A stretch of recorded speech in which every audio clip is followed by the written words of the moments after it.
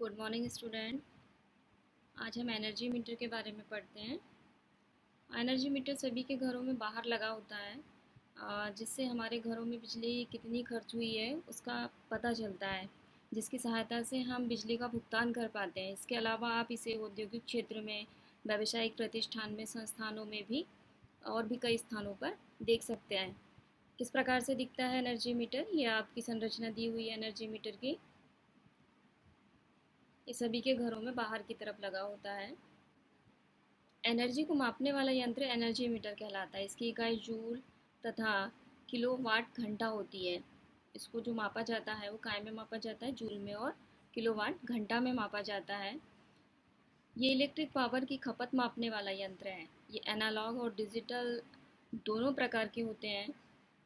इस चित्र में देखिए, ये जो दो दिखाई दे रहे हैं आपको ऊपर वाले, ये दोनों ही एनालॉग टाइप के हैं। बहुत पहले इस टाइप के एनर्जी मीटर आते थे, आपने इस टाइप के तो देखे ही होंगे इसके पहले, ये शायद नहीं देखा होगा, पर ये काफ़ी पुराना है।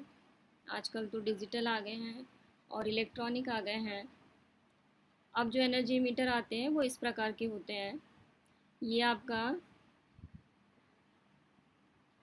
डिजिटल टाइप है एनर्जी मीटर, और ये इलेक्ट्रॉनिक डिजिटल टाइप है।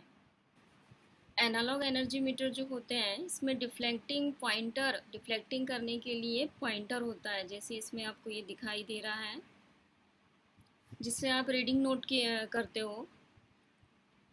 इसमें 5 छोटे छोटे मीटर होते हैं जो अंदर की तरफ घूमने वाली डिस्क के साथ जुड़े होते हैं। इनके पीछे की तरफ एक डिस्क होती है। अगर इस चित्र में अगर आप देखोगे तो डिस्क आपको यहीं पे दिखाई देगी। इस चित्र में आपको डिस्क यहाँ पे है, बीच वाले हिस्से पे, और ये 5 मीटर हैं। इसकी जो डिस्क होती है वो एल्यूमिनियम की बनी होती है। इन मीटरों के गुणांक क्रमांक जो होते हैं वो 1, 10, 100, 1000, 10,000 kWh में होते हैं। अब इस मीटर को ध्यान से देखिए, यहाँ पे एक पहला मीटर, दूसरा, तीसरा, चौथा और ये पांचवा। जब पहला मीटर एक राउंड 0 से लेकर 9 तक लगा लेगा, उसके बाद ये वाला पॉइंटर एक पॉइंट आगे बढ़ेगा। ठीक है, इसमें एक पॉइंट ये आगे बढ़ेगा। जब ये पूरा चक्कर एक लगा लेगा, 0 से लेके 9 तक अपना पूरा चक्कर लगा लेगा, तब इसका एक पॉइंट आगे बढ़ेगा। फिर ये अपना एक पूरा चक्कर जब लगा लेगा तो इसका एक पॉइंट आगे बढ़ेगा। फिर ये पूरा एक चक्कर लगा लेगा, तब जाके इसका एक पॉइंट आगे बढ़ेगा। ये बहुत जल्दी जल्दी बढ़ता है, मतलब इसके 10 चक्कर होंगे तब जाके इसका एक पूरा चक्कर होगा। आप समझ रहे हैं, इसका एक 10 चक्कर होगा। ये जब 10 राउंड मार लेगा तब जाके ये वाला जो पॉइंटर है, ये वाला जो राउंड है, वो कितने राउंड लगाएगा, एक राउंड लगाएगा। इस प्रकार से ये मीटर एक दूसरे से गुणांक के रूप में जुड़े होते हैं और फिर रीडिंग दिखाते हैं, जिससे आप इसकी रीडिंग नोट करते हो। अगर मान लो ये वाला काटा,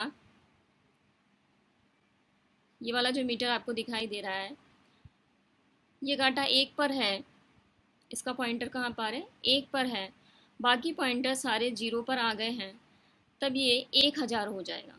1000 का मतलब होता है 1 यूनिट। इसकी इकाई जो होती है वो किलोवाट घंटे में लिखी जाती है। इस प्रकार से इसकी रीडिंग नोट की जाती है। वैसे ये वाला मीटर भी है, ये भी एनालॉग ही है। जब ये 10 राउंड लगाता है तब इसका एक अंक बढ़ता है।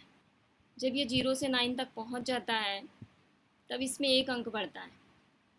फिर ये 0 से लेके 9 तक पहुंच जाता है तब इसका एक अंक बढ़ता है। इस प्रकार से फिर उसकी रीडिंग ली जाती है।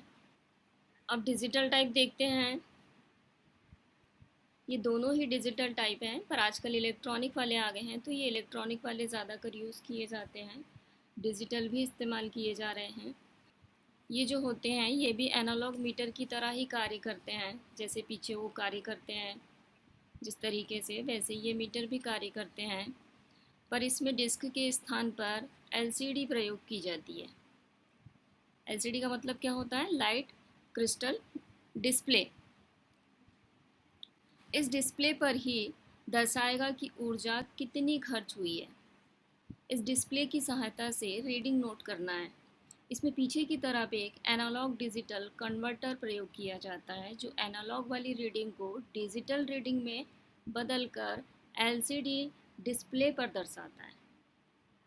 ये मैंने आपको सारे जो मीटर दिखाए, ये सारे सिंगल फेस के हैं। वैसे ही 3 फेस के भी आते हैं। एसी सप्लाई पर यूज़ किए जाते हैं ये स्पेशली। डीसी पर इसका इस्तेमाल नहीं किया जाता है। डीसी सप्लाई पर आपको एसी सप्लाई पर ही इसका इस्तेमाल करना है। एसी सप्लाई के लिए सिंगल फेस एनर्जी मीटर आते हैं और 3 फेस सप्लाई के लिए 3 फेस एनर्जी मीटर आते हैं। एनर्जी मीटर को हमेशा एसी सप्लाई और लोड के बीच में लगाया जाता है, तभी ये एनर्जी मीटर रीडिंग देते हैं कि आपने जो लोड लगाया है उसमें कितनी ऊर्जा खर्च हुई है।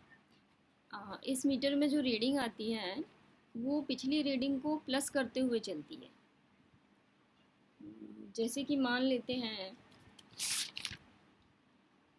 आपकी पिछली रीडिंग 1000 किलोवाट घंटा थी, और अब जब आप 15 दिन बाद रीडिंग देखते हैं तब रीडिंग 1500 बताएगा, 1500 लिख कर आएगा। मतलब 15 दिन में आपकी कितनी रीडिंग आई होगी? 500 किलोवाट घंटा। इस प्रकार से रीडिंग पिछले रीडिंग के साथ जुड़ती हुई चलती है। आप इसकी रीडिंग 1 महीने के बाद, 15 दिन के बाद, 1 साल के बाद भी ले सकते हो। यहाँ पर सिंगल फेस एनर्जी मीटर का कनेक्शन बताया गया है। आपको मेन जो सप्लाई आती है, पावर सप्लाई जो अपन खंबे से लेते हैं, वो आपको फेस और न्यूट्रल लेना है और अर्थिंग भी लेना है। मेन लाइन जो आती है सर्विस लाइन से, जब अपन सप्लाई लेते हैं अपने घरों तक, तो सर्विस लाइन बोलते हैं उसे। तो जो अपने घरों तक आती है उसमें से आपको क्या क्या लेना है? फेस, न्यूट्रल और अर्थिंग लेना है। अर्थिंग वाला आपको इसकी बॉडी को लगाना है, मतलब इसके किसी भी नट को लगा सकते हैं आप, या अर्थिंग के लिए अलग से एक पॉइंट भी दिया रहता है, वहाँ पर भी लगा सकते हो। इसकी पूरी बॉडी बेकेलाइट की बनी होती है। फेस वाला वायर आपको यहाँ पर कनेक्ट करना है, मेन फेस, और न्यूट्रल वाला वायर आपको यहाँ पर कनेक्ट करना है। जो मेन खंबे से सप्लाई आती है उसकी बात कर रहे हैं अपन। इनपुट आपको कैसे देना है? फेस और न्यूट्रल, ये 2 पॉइंटों को देना है। यहाँ पर टर्मिनल बने हुए हैं, 4 टर्मिनल। 2 पॉइंटों को, स्टार्टिंग के 2 पॉइंटों को आपको फेस न्यूट्रल देना है। और जिससे अपने को सप्लाई लेना है, अपने घरों में जो सप्लाई जा रही है एनर्जी मीटर के बाद, जो अपन लोड लगाएंगे, लोड लगाने के लिए कहाँ से अपने को सप्लाई लेना है? ये 2 पॉइंटों से लेना है।